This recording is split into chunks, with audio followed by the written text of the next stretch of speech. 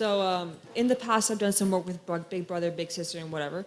That being said, the most common story I tend to hear from conflicted youth is that they're raised in a single-family home, usually with a mom. Dad is either not in the picture, an alcoholic, whatever.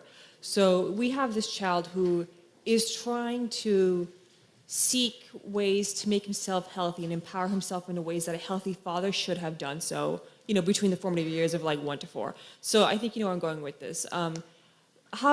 Let's say for someone who's born without like a good father figure, where would they go out in the world, or like what spheres of influence would they try to expose themselves to like gain access to that fountain of health and knowledge that a good father figure should have provided them to in the first place? Okay, well, partly, I mean, certainly to some degree, a good mother can provide that, right? To some degree.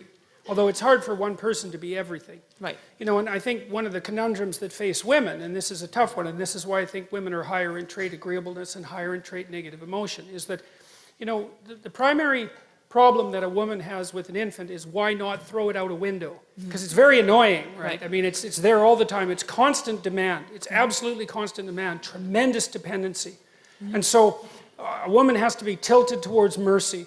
That's how it looks to me. Right. And especially it's so important during especially the first year when children are so unbelievably vulnerable. And so I think it's very difficult for women to be merciful like that and to make the shift to encouraging disciplinarian.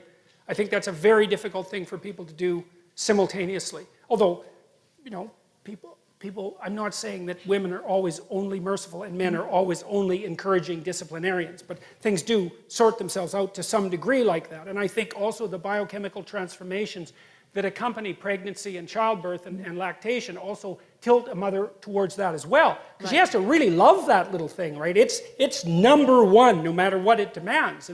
And then telling it what to do and making sure it's behaving properly, that's a whole different issue. Now, but the kids who lack fathers, I mean, first of all, they can find that to some degree in their friends. Okay. And that's often what fatherless boys do in particular. They go into gangs. And they generate the missing masculinity in the gang. Well, that's not so good because, like, what the hell do they know? Yeah. They don't know anything, right? They're just stupid kids, and they're like 15 years old, and their testosterone is pumping, and they're trying to get the hell away from their mother, which is what they're supposed to do. And they're not in the right position to exercise any authority over themselves. So that's not good. They can find it in education. They can find it in books. They can find it in movies. They can find it in sports heroes and so forth, because the image of the father is fragmented and distributed among the community. Okay. But it's very, very difficult to not have a father. Right. And one of the things that we're doing in our society, which I think it's absolutely appalling, is that we're making the case that all families are equal. It's like, sorry, no, wrong. And there's no empirical data supporting that proposition, by the way. It's much better for kids to have two parents. Okay. Now, who those parents are, that's a whole different issue. But. Okay, and if I could just add one more thing. How would you answer that question to, let's say, a daughter who was raised without a father? Because she would obviously have different ways of finding those fragments of her missing father than, like, a boy would instead. Because obviously they're raised differently. At least they should have been. Well, I think it's the same issue, I mean, I think that another danger that emerges, and this is Freud's, of course, famous observation, is that if there's mom and child, or father and child, that relationship can get a little closer than it should.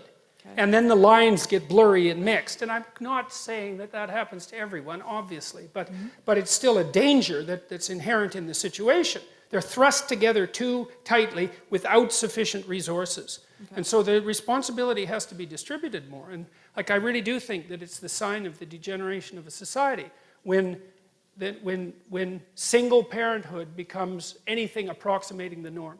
It's not a good idea. And part of the reason I believe that, and I think this has to do with the overwhelming selfishness of modern life, is that marriage isn't for the people who are married. It's for the children, obviously. And if you can't handle that, grow the hell up. No, I mean seriously. Yeah, okay. Seriously.